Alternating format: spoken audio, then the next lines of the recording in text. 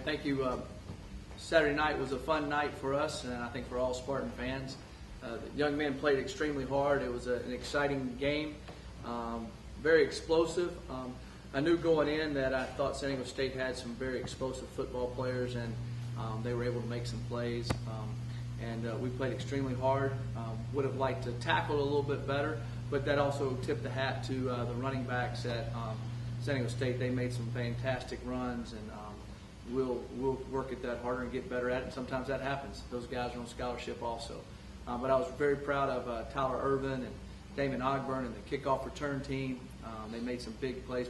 On the road, you got to have some type of special team step up and make plays, and we were able to do that.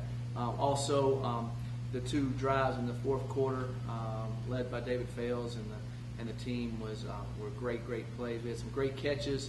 And the thing that was really neat was watching the offensive line and our running backs work really well at picking up all the different blitzes and the receivers running and making good catches.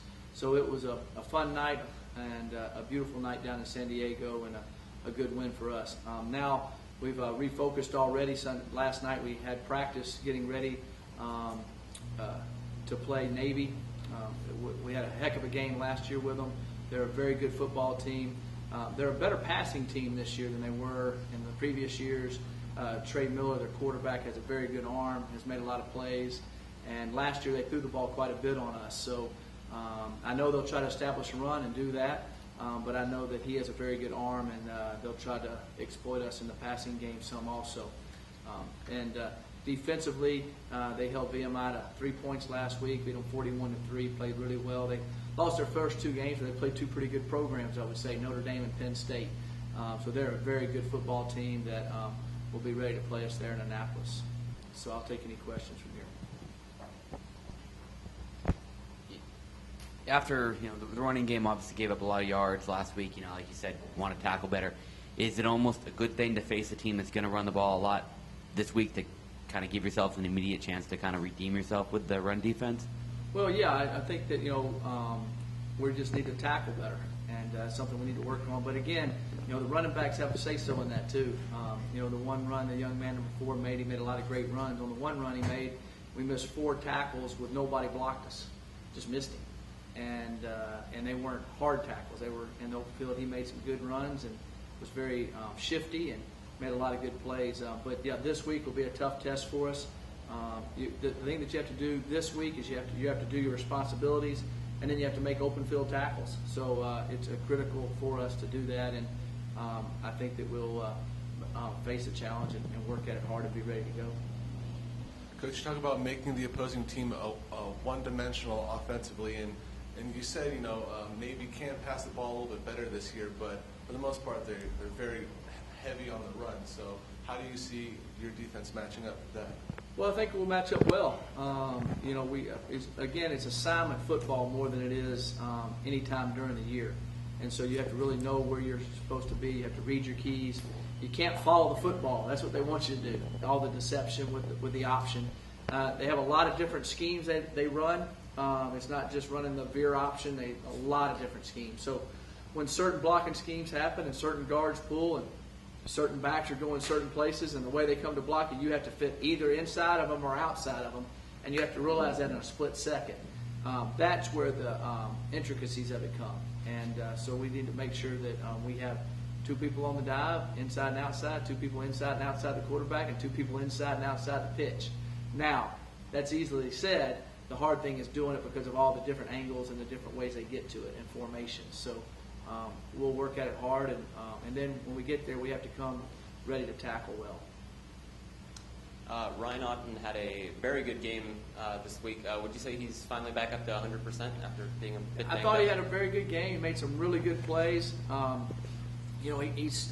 would say he's close to 100%. I wouldn't say he's fully 100% yet. I think hopefully after we get through this week and then have a bye week, that'll give him a little bit more time off of it. But he is very, very close to it. I mean, he was able to get open. He was able to run. He was able to make big catches. So as far as affecting him on the game field, no. As far as him being a little bit sore after games right now, he's a little bit sore, but he'll be fine. He's fine. Coach, you mentioned about Navy's passing game being a little bit better this year. Are you still going to be aware of their running game, or is their passing game something that you plan to counter? How do you plan to counter their passing? No, game we've this got year? to fit the run and then react to the pass, and that's one of the things that makes it hard because they run the ball so well from so many different formations. Your eyes got to be fixed on that. And their offensive line does a good job of selling the run, and then all of a sudden it's a pass. But we have to be aware of it completely. We have to understand it, or someone pops wide open. And so our keys are going to be key this week, reading our keys. Yes? Hey, Coach. Today's Twitter question of the day, sponsored by Rubio's, comes from @TMacTheBeast. And he asks, I know last season was a little rough, but the players showed much promise. How have you been able to turn around this team's fortune? Oh shoot! It's not me. It's our whole program. It goes from the president on down. It goes from our strength program and our trainers, our coaches have worked tirelessly, and the young men have bought in. And we're a deeper team. We're a better team. We have more experience out there. And so when different things happen in a game, they're able to react. They're able to keep going. And the other night in the game, it's one of those. They've been in those situations a lot now, and so we don't think we're ever out of it, and we don't think the other team's ever out of it. You got to stay on edge, and I think that just the experience factor of that and the whole program is growing, and it starts showing on the field more and more. Coming off an emotional win and having won 3 in a row, what kind of a balance do you have to strike between, using the momentum from that emotion, to help you and just trying to not live too much off of success? Right. I think that's also part of our kids finally understand now that it's every game is a different game. You don't live on your past. You don't live on the future. You live on that at the moment. And the hard thing is them coming back and working hard again Sunday and working hard again today and tomorrow. And they're doing that. We had a heck of a practice last night. They worked hard. They're focused. They were in here today at 10:30 eating lunch and picking up their scouting reports and that type of thing. And then we'll get back together tomorrow morning and get going. And I know they'll come ready to practice. It's all about focus and intensity on a daily basis, not just on Saturdays. It's what you do Sunday through Friday to have you prepared for Saturday. You can't just turn the switch on Saturday and expect it to work. And I think they understand that, and they've been doing that. And I felt like last night watching them practice that they definitely had that in mind. I noticed Keith Smith with the boot on his foot. What's his status? He twisted his ankle a little bit in the game, and we always do that with anybody that has any leg injury, foot injury. As soon as the game's over, that situation, we put the boot on so they don't put pressure on it, and it heals it up a lot quicker. He should be ready to go tomorrow for practice. That's a thing that we do with people that have all different things. Anytime there's something with their foot, keep them off of it, lets the swelling go down quicker, and able to go. So we feel like he'll be definitely ready to go tomorrow. I know you said that Navy's passing game is a little bit better this year. Is there any other big key differences? Well, I think their passing game, they lost a really good fullback. Their fullback's good, but last year, number 39, it started for them, I think, 3 or 4 years. It was one of their leading rushers in the history of their school, I believe. And but I think they're able to pass better. I think that their quarterback has a very good arm. They're doing more sets and more pass patterns. They're better at it. I think they threw for close to 200-something yards against Notre Dame. And they made some big plays against Penn State, and they threw well last week.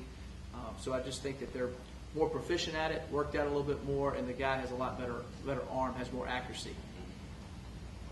Coach, can you talk a little bit more about the emotion of a historic win in San Diego, the first win since 1952? Yeah, I think the only guy in here was probably Lawrence was alive then. I'm not sure if that's right or not. And no, it was a big win for us. And it means a lot for our university and for our whole program. And we're excited about that happening. And it was a big deal for our kids and a big deal for our president.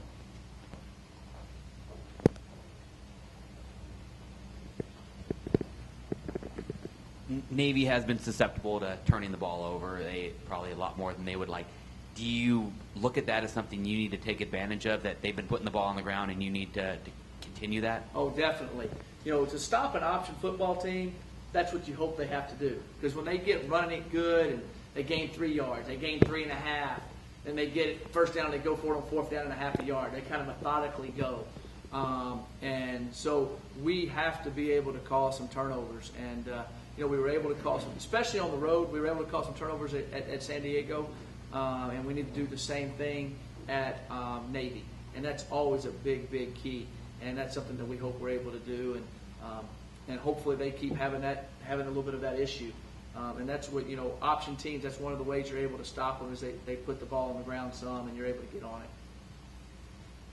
Can you tell us a little bit about the number of Spartan fans that made the trip down to San Diego? How many of them there were? Well, they were loud. It was a blast. I think they're, close to 1,500 to 2,000, I would say, were there. Our band was there loud, and it was a lot of fun, And you could hear them going crazy, and after the game was over, we went over and sang to them, and it meant a lot to our players, and it was an exciting night for us. It really was a lot of fun.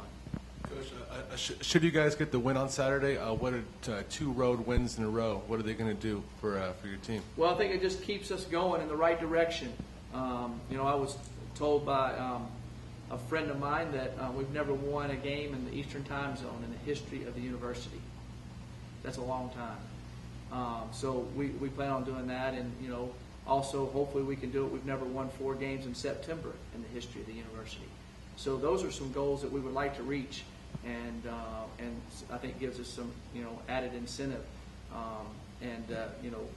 Just going to play at Navy, our kids understand. They totally respect these men that we're going to play. They're going to have a great opportunity of seeing all the pomp and circumstance of the Naval Academy, and a lot of our kids have never been east in their lives. So this is going to be a great experience all the way around, but the most important experience is going up there and giving all we have to win the football game. So I think it'd just be a great day all the way around. I know you guys head in a day early, going to do a tour of D.C. What is the excitement like just for going on the trip? Obviously it's a business trip, but overall getting to go back out there, what's the excitement like?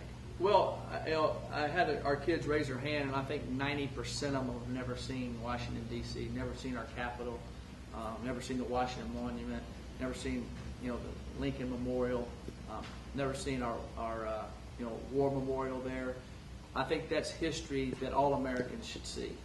And so our kids are going to take about an hour on Friday and see that, and which won't distract us. I think it'll make us more focused on being proud of being American, really, to be able to play the game of football, be able to go to school, live in a free country.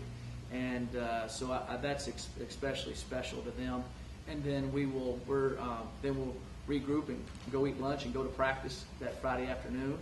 And then we'll get our same regular routine and go from there. And then I saw Jabbar Carr also with the boot on his. Yeah, he hurt his toe a little bit. He'll be fine, a little turf toe. Again, that's to keep the swelling from pressure on it, and he'll be ready to go tomorrow at practice.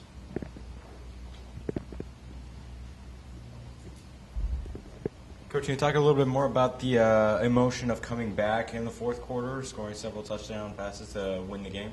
Yeah, that was exciting. The kids kept coming back, and even when they scored and they came back on us, give all the credit to San Diego State, they went down and scored on us. When I saw them score and I looked up the clock, I said we had plenty of time. We practiced the 2-minute drill all the time. That's something we feel like we're good at, and we methodically moved it down there. And then they had 50 seconds, and I think they had a timeout left, and they got the ball in about the 35, so they had plenty of time to get the ball down, and our defense rose to the occasion and stopped them right there. I think we had 3 sacks in a row, I believe it was, or 2 sacks and 1 hurt. We had to just throw it away because we had pressure on them. So that was a great way to end the game offensively and defensively. I thought it was really good. All right, thank you very much. Thanks.